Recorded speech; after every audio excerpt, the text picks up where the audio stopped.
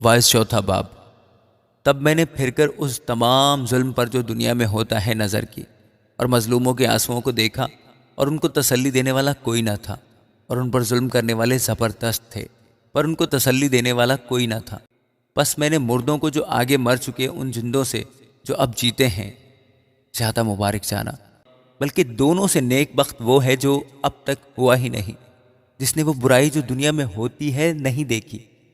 پھر میں نے ساری محنت کے کام اور ہر ایک اچھی دستکاری کو دیکھا کہ اس کے سبب سے آدمی اپنے ہمسایہ سے حسد کرتا ہے، یہ بھی بتلان اور ہوا کی چران ہے۔ بے دانش اپنے ہاتھ سمیٹتا ہے اور آپ ہی اپنا گوشت کھاتا ہے۔ ایک مٹھی بھر جو چین کے ساتھ ہو ان دو مٹھیوں سے بہتر ہے جس کے ساتھ محنت اور ہوا کی چران ہو۔ اور میں نے پھر کر دنیا کے بتلان کو دیکھا، کوئی اکیلا ہے اور اس کے ساتھ کوئی دوسرا نہیں، اس کے نہ بیٹا ہے نہ بھائی، تو بھی اس کی ساری محنت کی انتہا نہیں اور اس کی آنکھ دولت سے سیر نہیں ہوتی۔ وہ کہتا ہے میں کس کے لیے محنت کرتا اور اپنی جان کو عیش سے محروم رکھتا ہوں۔ یہ بھی بتلان ہے۔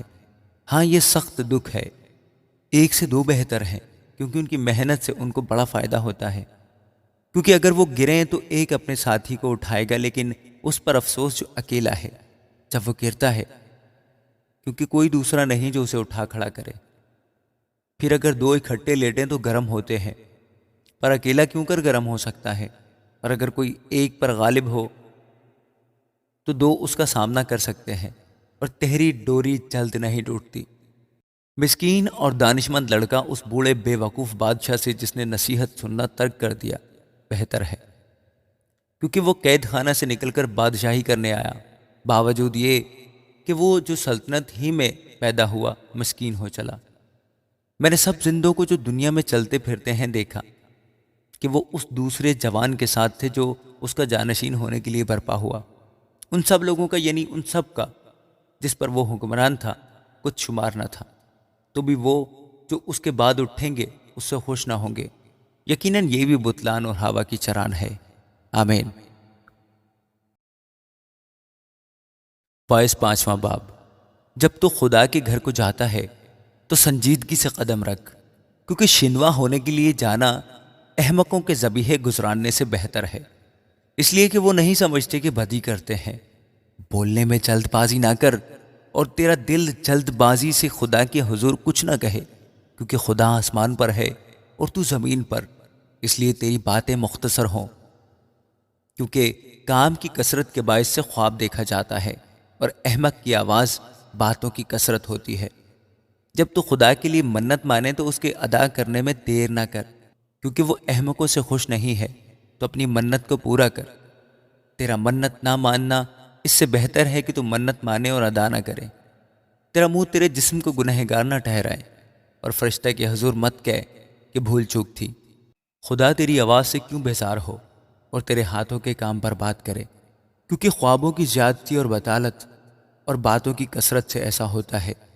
لیکن تو خدا سے ڈر۔ اگر تو ملک میں مسکینوں کو مظلوم اور عدل و انصاف کو متروک دیکھے تو اس سے حیران نہ ہو، کیونکہ ایک بڑوں سے بڑا ہے جو نگاہ کرتا ہے، اور کوئی ان سب سے بھی بڑا ہے۔ زمین کا حاصل سب کے لیے ہے، بلکہ کاشتکاری سے بادشاہ کا بھی کام نکلتا ہے۔ زر دوست روپیہ سے آسودہ نہ ہوگا، اور دولت کا چاہنے والا اس کے بڑھنے سے سیر نہ ہوگا۔ یہ بھی بتلان ہے۔ جب مال کی فراوانی ہوتی ہے تو اس کے کھانے والے بھی بہت ہو جاتے ہیں، اور اس کے مالک کو سوائے اس کے کہ اسے اپنی آنکھوں سے دیکھے اور کیا فائدہ ہے۔ محنتی کی نیند میٹھی ہے، خواہ وہ تھوڑا کھائے خواہ بہت، لیکن دولت کی فراوانی دولت مند کو سونے نہیں دیتی۔ ایک بلائے عظیم ہے جسے میں نے دنیا میں دیکھا، یعنی دولت جسے اس کا مالک اپنے نقصان کے لیے رکھ چھوڑتا ہے، اور وہ مال کسی برے حادثے سے برباد ہوتا ہے۔ اور اگر اس کے گھر میں بیٹا پیدا ہوتا ہے تو اس وقت اس کے ہاتھ میں کچھ نہیں ہوتا، جس طرح سے وہ اپنی ماں کے پیٹ سے نکلا اسی طرح ننگا جیسا کہ آیا تھا پھر جائے گا، اور اپنی محنت کی اجرت میں کچھ نہ پائے گا جسے وہ اپنے ہاتھ میں لے جائے۔ اور یہ بھی بلائے عظیم ہے کہ ٹھیک جیسا وہ آیا تھا ویسا ہی جائے گا، اور اسے اس فضول محنت سے کیا حاصل؟ وہ عمر بھر بے چینی میں کھاتا ہے، اور اس کی دکداری اور بیزاری اور خفکی کی انتہا نہیں۔ تو میں نے دیکھا کہ یہ خوب ہے، بلکہ خوشنما ہے، کہ آدمی کھائے اور پیے اور اپنی ساری محنت سے جو وہ دنیا میں کرتا ہے اپنی تمام عمر جو خدا نے اسے بخشی ہے راحت اٹھائے، کیونکہ اس کا بکرا یہی ہے۔ نیز ہر ایک آدمی جسے خدا نے مال و اسباب بخشا اور اسے توفیق دی کہ اس میں سے کھائے اور اپنا بکرا لے اور اپنی محنت سے شاد مان رہے، یہ تو خدا کی بخشش ہے۔ بس وہ اپنی زندگی کے دنوں کو بہت یاد نہ کرے گا، اس لیے کہ خدا اس کی خوش دلی کے مطابق اس سے سلوک کرے گا۔ آمین۔ وائس چھٹا باب۔ ایک زبونی ہے جو میں نے دنیا میں دیکھی اور لوگوں پر گرا ہے۔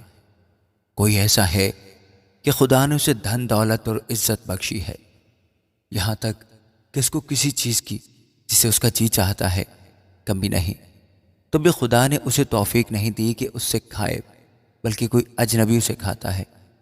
یہ بطلان اور سخت بیماری ہے۔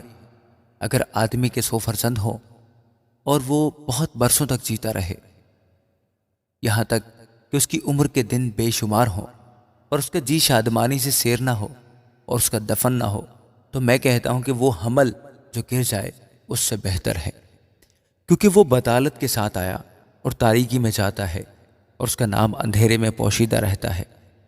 اس نے سورج کو بھی نہ دیکھا نہ کسی چیز کو جانا، بس وہ اس دوسرے سے زیادہ آرام میں ہے۔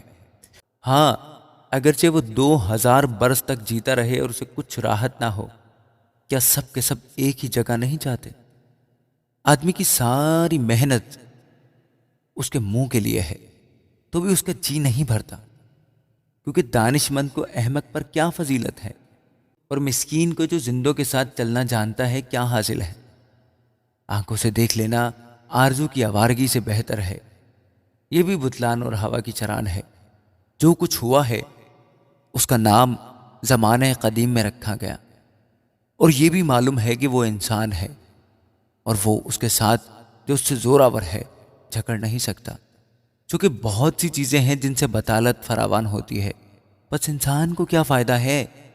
کیونکہ کون جانتا ہے کہ انسان کے لیے اس کی زندگی میں، یعنی اس کی باطل زندگی کے تمام ایام میں جن کو وہ پرچھائیں کی مانند بسر کرتا ہے، کون سی چیز فائدہ مند ہے؟